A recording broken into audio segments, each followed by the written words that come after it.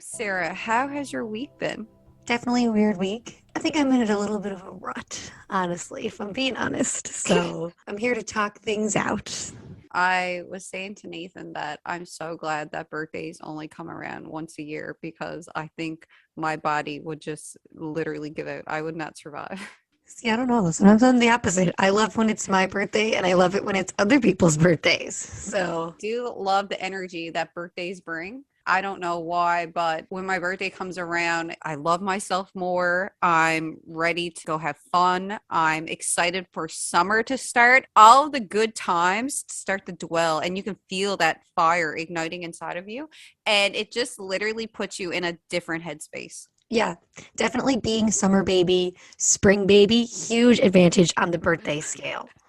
Winter babies, sorry guys. It's just depressing. Close to Christmas, you get no love, pretty much. Don't. And I feel bad because it's almost like we accidentally don't have that same energy to bring to it. And I feel bad because it's not that your birthday's not important, obviously, It's just but no fun. who wants to fucking go out in the cold and the Mm-mm. rain and you can't really wear what you want to wear? And I feel working out in the winter, just an Oh, absolute no. just with anything in Newfoundland in the winter, birthdays, Christmas, no matter what it is, the weather just ruins it. It's It so literally everybody does. pretends like they aren't bothered by it. Birthday kids, you're like, yeah, it's fine. I don't care. It's my birthday. I love myself. But then it's shit. Hose don't get cold, That is true. but your toes can get frostbite. You know what I mean? Toes get cold. Not hose, toes. Oh. Exactly.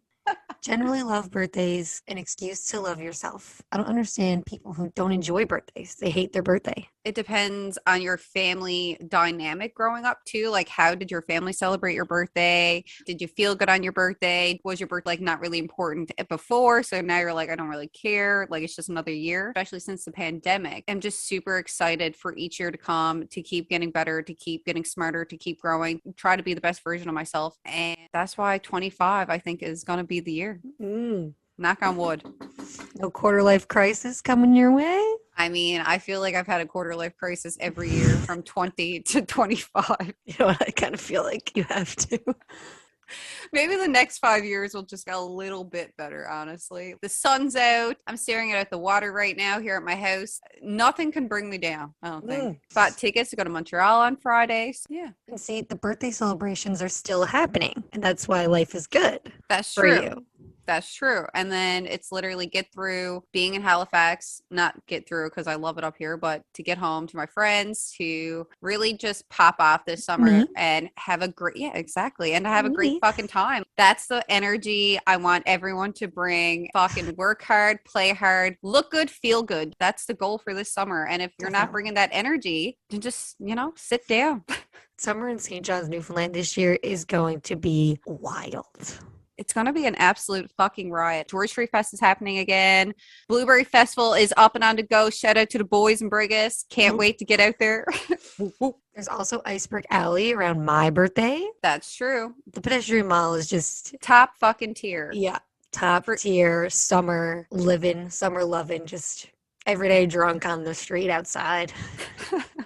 those of you listening, for those who even aren't listening, this one's for you. The Pedestrian Mall in St. John's is awesome. All the Start listening. local. Or just stop. After this, I would probably stop too. But, it's all the restaurants downtown. They put up big patios, they build them, and it's so cool because some of them have now built them specifically for the kind of vibe that the restaurant is. It's the best way to figure out like what places are cooking what, like what do you like for the summer, different vibes. Are you into Mexican food? Do you want more like home style food? Do you want nachos? Do you want like fine dining? And you can do that literally in the sunshine all day long. Then after getting a couple of drinks, couple street corn from Cajones. Shout out to Cajones. Love it. Not sponsored. Wish you'd sponsor me, but yeah, just That like is going how to you have a say good it, by the time. way. It's not Co Jones. Co Jones. Jonies. Hashtag Sunday Sessions. Cojones. Love Co Jones. It actually Yeah. means balls. So, like big cojones.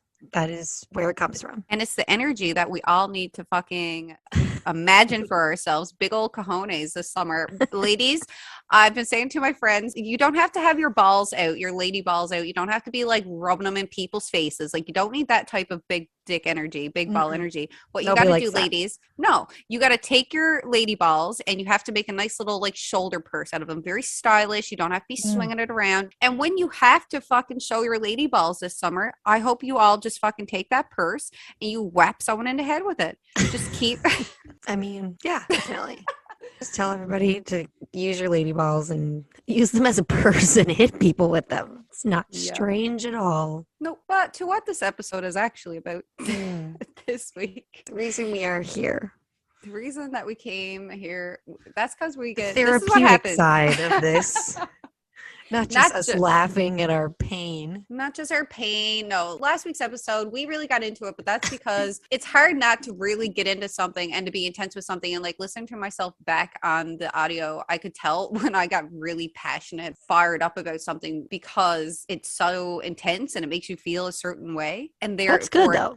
Yeah, and it has to be a little bit serious sometimes, but obviously talking about cojones in this episode and talking about something a little bit more serious, but it's kind of funny, is just the family dynamics and society. We all have families, whether you like it or not. Yeah. Something everybody can relate to.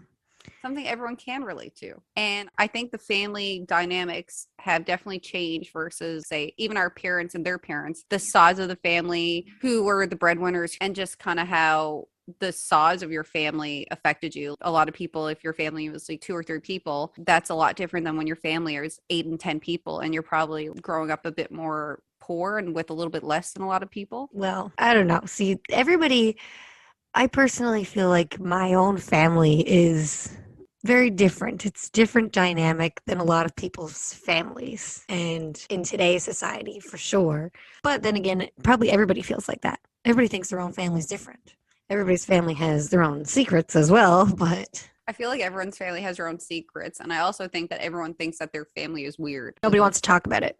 No one wants to talk about it. And it's so funny how families, no matter what, people think that your family is a certain type of way because of financial situations, housing situations, how you look, how you talk. They just base you off of your family instead of not actually knowing what goes on behind closed doors. Even at the Bay, a lot of people seem a certain way, but in reality, it's probably 10 times worse. Yeah, very guilty of doing that and just being like, if anybody has some kind of red flags or anything like that with boys especially, I'm always like, well, you know what? It's definitely because of his family. His family got him done fucked up, which may be true, maybe not. But because everybody's too afraid to talk about it, you never really find out. For whatever reason, your family and its family trauma is just something so personal and such a part of you that once you do share it with somebody, you're like, oh, fuck. This person knows this huge thing about me, and it's probably something they're never, ever going to think twice about. Once you tell somebody, it's like, oh my God, what have I done? I feel like no one actually really talks about it, but everyone actually knows about it. Oh, yeah. You know what I mean? And it's just so interesting to wonder what other people think of you or if they know that and have they perceived that. And is it a topic of conversation to other people's families? Like your so-called big secret, but not really a secret at all. Yeah. See, and it's bad because, I want to say that the Bay is especially bad for that.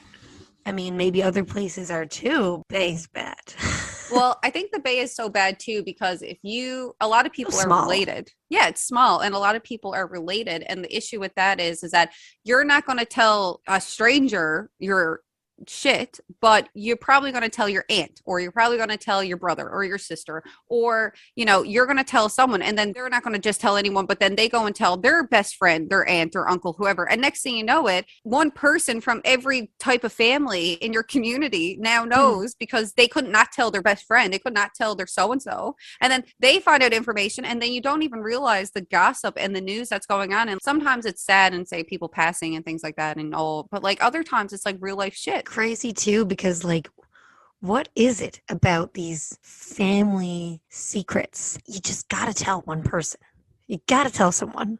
You can't just keep it in. I guess it's like most secrets in general. Everybody has to tell at least one person. There has been a very small percentage of secrets that I've been told that I've actually not told anyone.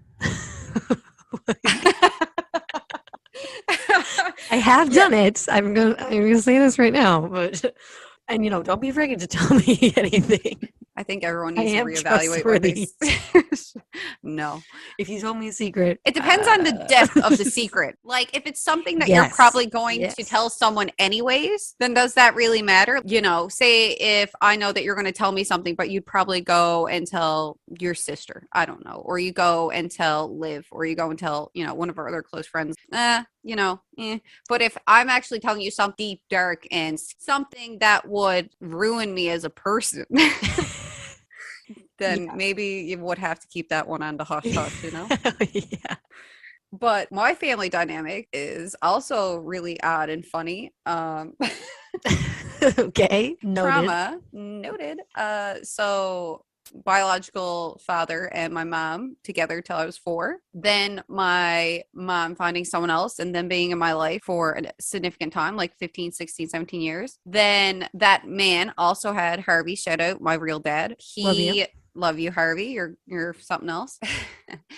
He also had a family of his own, and my brother and sister, Janet and Nick, we all grew up together since I was super young. But they lived in Boston, come home and hang out with us in the summer. And then we go up when, say Janet graduated high school, or we went up there like on vacations and we stayed there. And so there was that dynamic. Then not really having a dad, then getting a dad. And then my mom breaking up. They broke up. They weren't happy, blah, blah, blah. Shit happens. Things change. Then my mom getting a boyfriend. And then yeah. Oops. Oops. And then that person going. And now, see you later. Adios. Smell you never. And then Dolores coming out as being into women. And now my mom being in that relationship and seeing her change into a person she's wanted to be for a long time, but only just come to terms with that. And I think as society has changed, that's allowed her to be able to grow into herself. And she's a lot more happier now as a person because she doesn't have to be all these other people. And not saying that, she's been feeling like this for a long time or blah, blah, blah. But like, shit happens, things change. And I think it's nice that we have families and society now that can allow people to be themselves. And I feel like a lot of families were in certain dynamics way back when because a lot of people couldn't be themselves and they had to settle down and they had to get married and they had to have kids. And, it was very structured. Mm-hmm. Yeah. And family roles as well. A lot of the time it was a big family. The man went out and supported them. The wife stayed home. She cooked, she cleaned, she took on that domesticated role. Well, also, I guess too, it also had to do with women not having rights and not being equal to men. Yeah. But that's just how it was. That's how things were. And people were okay with that because that's all they could amount to. Yeah. And that's as much as how that has changed in today's world. Our generation still is kind of rigid with their beliefs and whatnot. But our parents, they're like still in the middle of that. Like you said, like your mom, like she's kind of only now adjusting to the freedom to be who she wants to be. And I think a lot of people's parents, like our age, their parents are still struggling with that internally. Who am I? Who am I? Exactly. And I think when that was how society was, and a lot of these people like our age, they're growing up, they're moving out of the house, they're getting families and lives of their own and blah, blah, blah. Now that it's just you and your partner at home, what do you have that's not just that family role? Like, who are you now that you don't just have to take care of a family and just be in a certain mold? I feel like it's great now that society is changing. Our generation specifically just want a lot of people just to be happy and to be who they are. And I think that scares a lot of the older generation because they're just so used to things. This is how things are. This is the way they are. But realistically, the standards that society has now adopted or had adopted back then, why does life have to be like that? Why do people have to act a certain way? Why do family dynamics have to be the woman below the man? Or why is this so traditional? And, people are afraid of change. Mm-hmm. And just because something was a certain way once doesn't mean that's the way it has to be. And side note, people talking about climate change and, oh, we're so reliant on oil, gas, and oh, everything's reliant on oil, gas. And like, yeah, sure, that makes sense because that's the way it's always been. So it's hard to counteract those points when you're just saying, oh, we use oil for this and oh, we use oil for that. And no, the transition's not going to happen overnight. However, what we have been doing and what we are doing currently it's not working. And that relates to society as well. And it was like, if we just all wanted to work together and just allow people to change and grow, and diversity is not something to be afraid of, that's what we need to focus on. We have to. evolve and change, or we're going to be stagnant and die, basically. Yeah, and see, I complain about this a lot too, but now that I think about it, it's kind of advantageous in a way too. Our generation, we're so willing to change and we're so afraid to be stuck in situations like our parents. We don't want to be stuck in a terrible marriage. We don't want to be stuck in a shitty job that we hate for the rest of our lives. So people our age are more afraid to settle down. I'm one of those people who's a hater on modern day dating and stuff, but like in a way, it's kind of better now because people are more willing to try new things and be with people who support them and wanting to change themselves and better themselves. I mean, marriage in general, is it even a stable concept? Can you really like be with one person for the rest of for years plus and be constantly changing and improving yourself? I don't know. I remember someone saying to me one that being with one person is a made up concept. Monogamy. Yeah, exactly. Is it? But again, if so, people have the right to choose what they want to do. And I just find it so funny that different people, different families, different whoever have so much to say about these situations when it's not even your fucking life. I mean, people are afraid of divorce because of the money. If you were rich, if I was rich, I wouldn't give a fuck. I'd probably marry whoever, like get married a bajillion times. I believe in soul to soul connection and being with someone who betters you and makes you want to be a good person and allows you to understand yourself so that you can better understand the situation that you're in. Like I always say, like me, Nathan, I always say there's us, you and me in a relationship. And if you don't know who you are, like we said in the last episode, like you can't work on the us and the me part isn't fixed, then the us part is not going to be fixed. Moves microphone down. Yeah. Make it look like yours. But yeah, and see the older generations. I mean, I hate to be the person who's like, oh man, my generation's fucking better than yours, blah blah blah, because that's what boomers do. I'm not a boomer, so. But I mean, it's what it is. We see so many people's parents who are just in bad situations, and now see, I guess I can talk a little bit about my family here. So. I'm the youngest of 5 siblings, all the same mom and dad. Whenever I was growing up and I told people that, they were like, oh my God, 5 siblings. That's crazy. Your parents are insane. Like, okay, they're actually not together anymore. Because, yes, that's my next thing. So, child of divorce.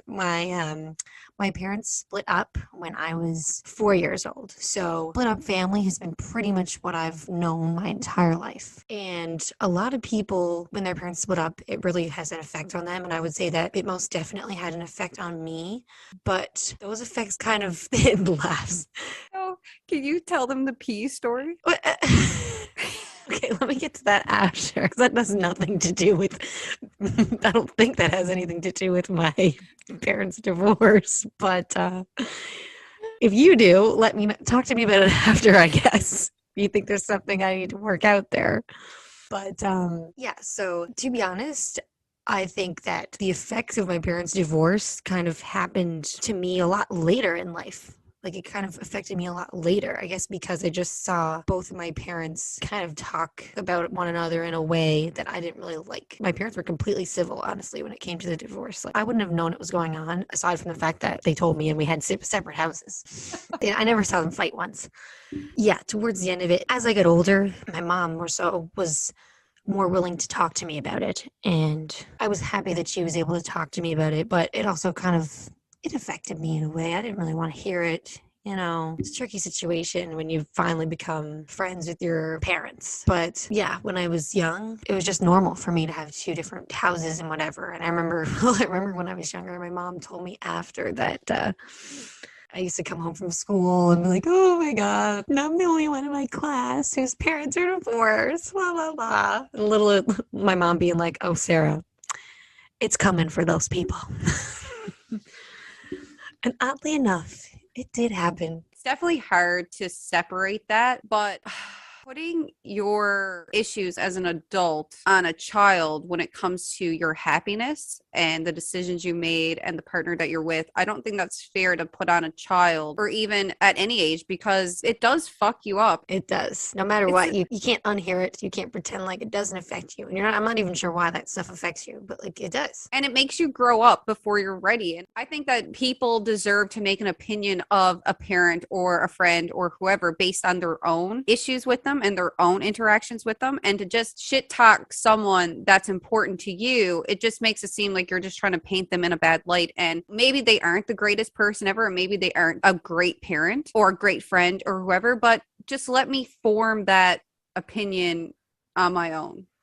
Yeah, and especially with parents too. Like somebody saying that to you, it's like, what? Like this person is my parent. Like you're telling me that I don't really know them. It's just it might not be what it's gonna be about, but that's where your mind goes. Exactly. And I think also too, not just talking about your relationship with that other friend, parent, whoever, but also talking about finances to children. You know, I was someone who was always outgoing and always wanted to do a lot of things. And I never really grasped the concept that we couldn't really afford much growing Yeah. up. And because I just wanted to be so involved with everything. So that's why I got into things that were sponsored, or, you know what I mean? Just like whatever. It's not good to ask for something as a child and for your parent to look at you and be like, oh, I only got $80 left in my bank account, and make you feel bad about those things. Because I also think it's important to teach your kids about money, but don't stress them out about money, you know? Yeah, it's just, I mean, it's the worst asking your parents for money when you're a kid and they don't have it right now, or it's the worst feeling. Especially when you have friends whose parents Make it give look them so all types of easy. money. Yeah, and you don't realize that. And I remember being envious of that, and not, why Too. can't I have that? For you, you have 5 siblings. So, you know, if that's $20 for you, that's $20 for the rest of your siblings. That's a lot of money. That could be a bill. Yeah, and see, to be honest, I did not have it hard growing up. My mom and dad both had really good jobs. A lot of the times I wasn't able to do 5 sports or something like that. You know, I felt so deprived and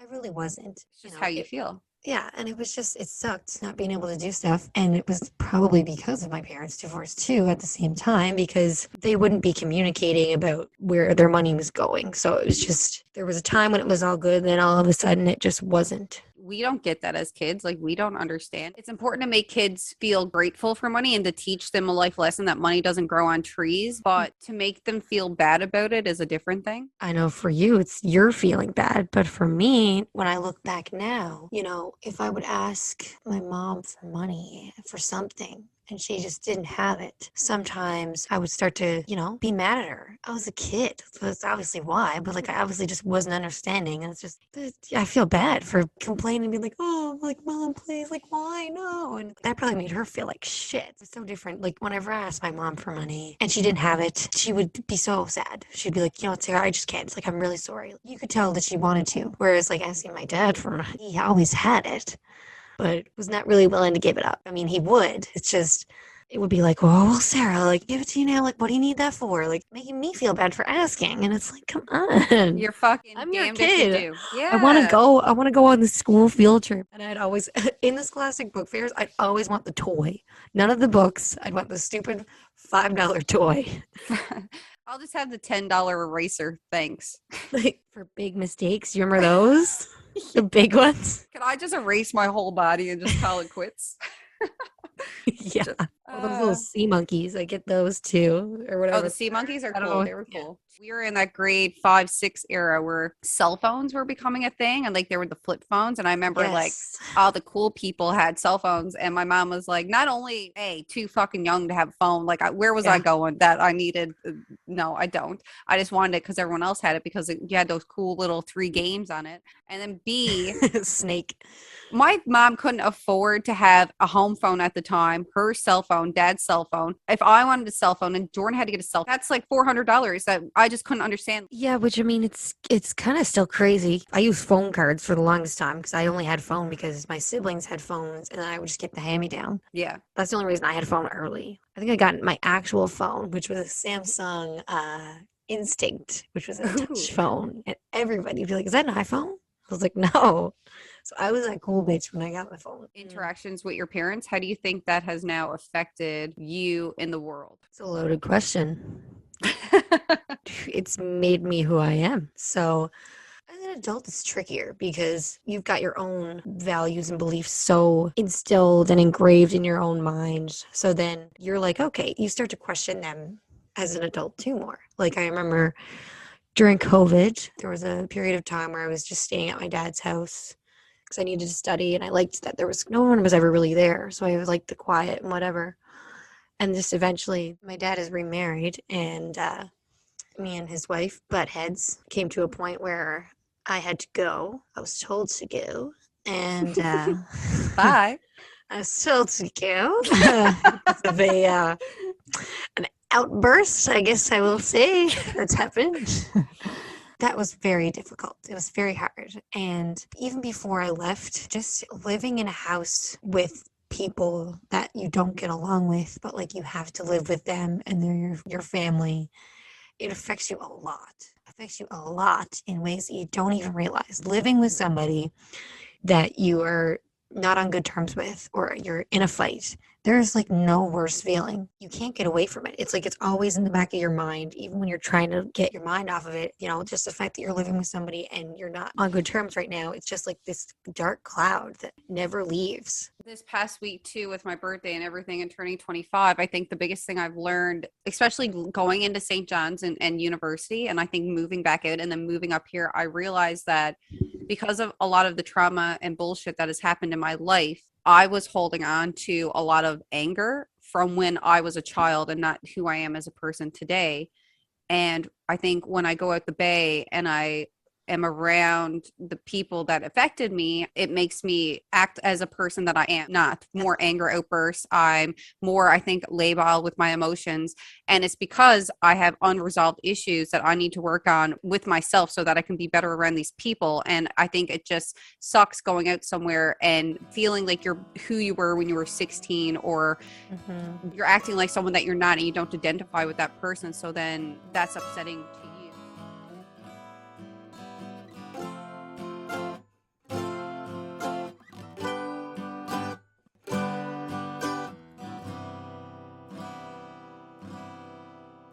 So going back to that, because it fucking rudely cut out Zoom. Yeah, I think the worst thing is feeling a certain way because of them. And then I also think It's just years of resentment that's it just is build up. I used to think that I had to be less of myself in order to work within my family and to get along with them. But what I've realized now is that I need to be more of myself. I need to be all the good qualities. Like I'm a good listener. I can be patient. I can be kind. I can be loving. And I just realized this week that I need to be more of that and to be more forgiving. If I can be more forgiving, I think I can let go of a lot of anger that I've been holding on to. Like you said, a lot of resentment from all those years. And at the end of the day, I'm 25 years old.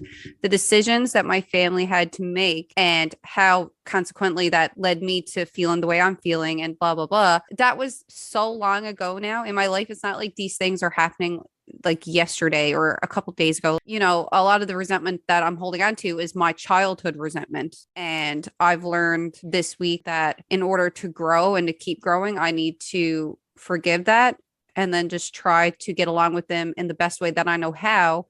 And that doesn't mean forgiving and forgetting. That means just forgiving and then setting, again, healthy boundaries in those relationships so that I can thrive and that I don't feel like when I'm around them, I'm not who I am as a person. Yeah, and it's just, nobody really knows how to be a parent until they become one. And that's something that you don't understand until you get a lot older too. Kids grow and learn things. Your parents are also growing and learning how to be parents. And we don't give them enough credit for it when we're young.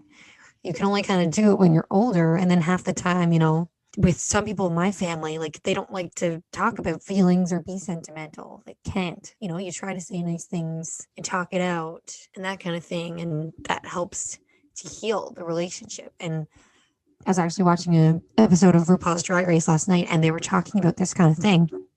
And one lady said she heard a quote or someone told her something and it really changed her perspective. And she was just like, someone told me once to not let the anger that you had as a young child affect who you are as an adult. And that's what you got to do. I 110% agree with that. And I'm only getting that now. A year ago, I would not be saying the same thing. A year ago, I would still be holding on to that negativity and the anger. But at some point, you just need to forgive, learn, and grow from it. And I never grew up in a household where people said sorry when they fought. I grew up in a household. No, I grew up in a household where you have a fight with someone and then you get over it. You get over it. And yeah, exactly. You get over it, you Not forget it. healthy. No, that's not healthy at all. So, I never learned what it was like for people to fight for someone and to love someone and to apologize and to be nicer to someone that you love and to listen and understand. Because of my family, if you were talking about how you felt, you were just, oh, you just hates the world. Oh,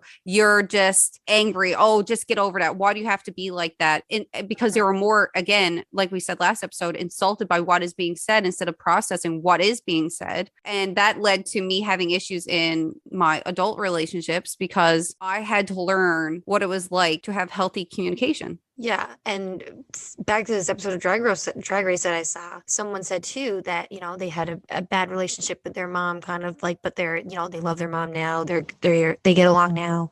And, sometimes they just want to be able to talk about the past and how it hurt them and that kind of thing. And the mother will just react and, be like, why are you trying to make me feel bad? And it's like, I'm not trying to make you feel bad, but I have to talk about this in order to heal myself. I think that is my biggest issue, similar to my relationship with my mom. I love my mom. She's such a strong person. She's been through a lot and I respect her. Single moms. Yeah, single moms coming from a household where, there was a lot of violence before the age of 4 and 5 years old. Like that really fucked her up. And it also really fucked us up. So everyone was just literally, I think, in fight or flight mode. And that's why it's so hard to get along now, because you're just constantly in defense because you're constantly used to having to have your guard up to protect yourself. And you don't know when someone's just trying to better the relationship with you. You just think they're trying to shit on you and bring you down, and you don't want to feel like that. So you got to be mean back. And it's this whole cycle, Yeah. And I mean, it's communication is key. Be able to talk about your feelings. I mean, it's hard. I'm not perfect at it. No one is, but it's just, you should be able to talk about things with somebody that is your family or your significant other that upset you. And it shouldn't end up turning into a bigger fight. And when people have these big issues like violence or whatever, that's another thing. Everyone's embarrassed and doesn't want to talk about it. And it's just like, of course, it's very personal. But if you don't talk to anyone about it, it's going to mess you up. Whatever reason, talking about trauma is what heals. You have a big secret or whatever, and it's eating you up inside. The minute you tell somebody, you feel better, instantly feel better. Not completely healed, but it definitely helps. Definitely think the more you let it out, crying, I find is very therapeutic, but the more you get rid of that negative energy, the more it will not reside in you. And I think eventually, if you can cry out all of your pain. Mushrooms is one of the 7 wonders of the world, because if you're ready to dive into your issues and your trauma specifically, expand your mind. Hippies aren't crazy. Hippies They aren't knew crazy. what they were doing. Again, I think people should do therapy at a young age, because just because you're in a shitty situation, if you don't have someone there as a person, as an outlet to go to talk to, that can teach you healthy communication, that can teach you healthy boundaries, that can teach you to process your emotions and to be okay with them and sit with them and then feel it out. If you don't have that go-to outlet, you're either going to be a product of your environment, or you can grow and learn from your environment. That's another thing too. That's just, sometimes, whether it be a parent or whoever, the person's not really listening to what you're saying, or they're not really expressing themselves respectfully towards you, it's still going to affect you. But you got to just be aware of it. But that's something that you aren't capable of when you're young. I also don't think that as an adult and as you're maturing, you can just use your trauma also as a cop-out. No, absolutely not. Yeah, no. Being like your parents or being like your environment versus actually changing. Yes. I don't think it's valid to use I don't even know if people even realize that they're using it as a cop-out. And I say cop-out in a light term. I just mean in a sense of using that as a reasoning for being like it. Then at your second point, if you're going to do that, if you are like this because of your trauma, I think you owe it to yourself, the second step, to then try to fix that. If you're just using that as your reasoning for being who you are without actually trying to work on that, that is an issue. Yeah. And see, that's something too that when I get hurt by fuck boys and whatever, I blame them, and I'm like, you know what, he's so closed off, and it's because he's probably so scared and just emotionally hurt that they end up hurting other people. It makes you resent them, But at the same time, it's kind of like, is it fair to resent them for that? It's their own trauma that they haven't worked through. And I mean, it's a hard thing to do. I think it's definitely a hard thing to do. And I'm so envious of people having parents who showed them what love was growing up, who showed them how to manage their money without like making them like a financial burden. I think it was super cool. There are so many other parents that I respected just from the way that they had interacted with their children. Yeah, definitely. I mean, both of my parents were really good, but my mom was my home girl. Shout out to Liz Mhm. looking down. She was always good. And towards the end of her life, she unfortunately passed in November, a couple months ago. Well, I say a couple months ago, it's probably been 5 months now. Time is just a crazy concept when you lose somebody.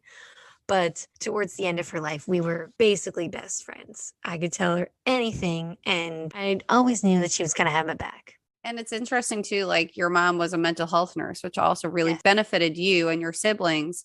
But it's just nice that you could have gone to her. And I think people coming to you, like we said, without judgment, being able Oh, to yeah. listen. And I think a lot of it too is that in society, we put so much importance on other things like money and cars and jobs and What other people think. what other people think. And it's because I think we built a society that is based on feeding people's egos. And I think that that has resulted in us losing focus of who we should be as a society and where we should stand and what we should value. And that is helping people, helping each other, and respecting people and placing value on family again and good communication and good mental health. And I think if we invested more in people than what we do on materialistic things now, because everything is so self-serving, I think you would see a lot more families be happier and able to deal with their shit, but no one has time to do that now. Yeah, and it's just too, when you're young, you expect this unconditional love from your parents. I don't know, that's just what they're that's what they're there for. And then, you want to be accepted for who you are, no matter what you're doing and whatever. And thankfully, both my parents were always, always, always so accepting of all of my siblings, no matter what we were into. Like, it baffles me so much to realize that so many people do not have that. It's just crazy. That is something that would just be so, so hard. And I can't really relate to it. I can definitely see how that would affect people.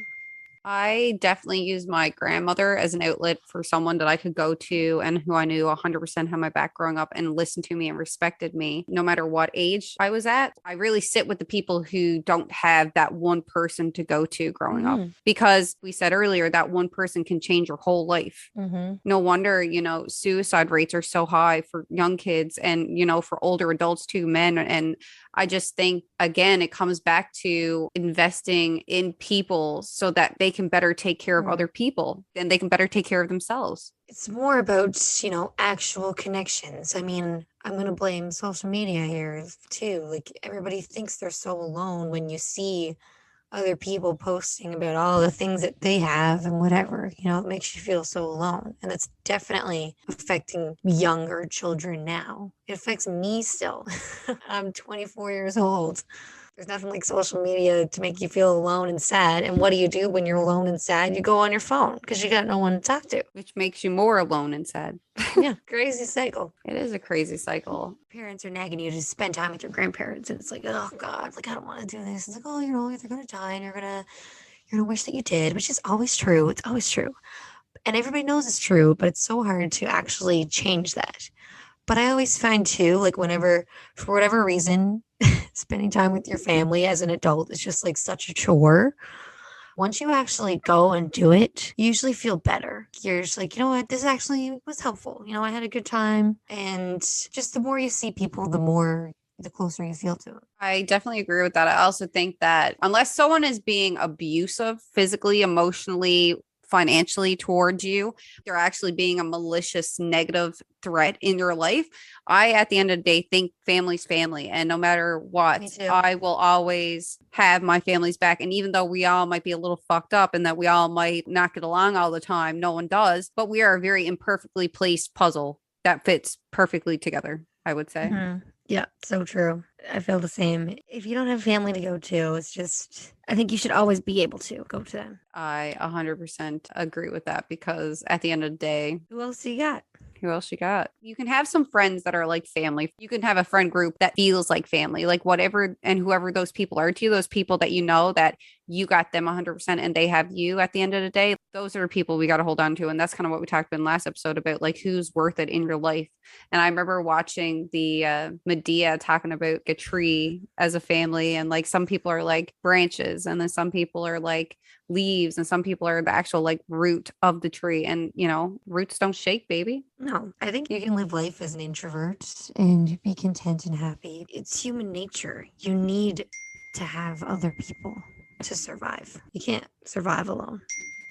I think sometimes seeing people is what's keeping my Nana alive right now. So just think about when your family comes to visit your nan, older people act around children, just the joy and excitement that it brings back into their lives because someone thinks they're important again. They feel special again. And like, that's all anyone ever wants is to feel important and special and heard and loved. And loved. Exactly. My biggest issue, I think, growing up was feeling like I could talk to the wall and I would get the exact same response. I was lied to a lot for absolutely no reason and dismissed a lot. And that led to me having a lot of interpersonal issues within myself. Me and my brother growing up we were close and then we kind of drifted apart. But I think it's because you also have to understand that your siblings are going through a similar situation to you, but they could be having a whole different experience as well. And they're just dealing with their own shit. And it's so funny that my brother went away, found himself in the mountains, and then I was away and fucking went off the rails and,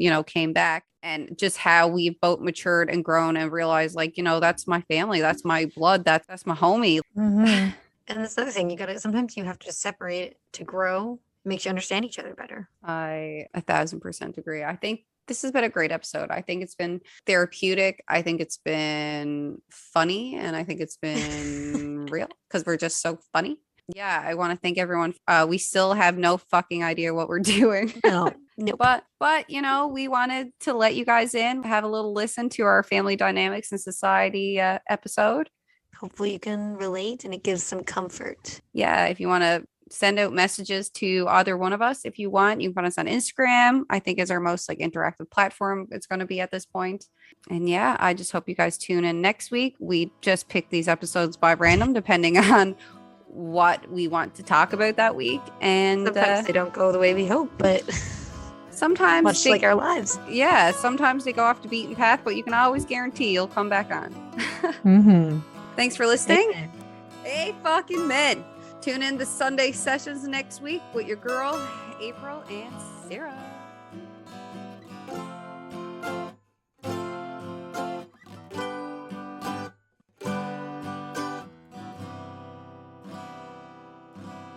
Shout out to Matthew Mercer for all the original music pieces in this podcast.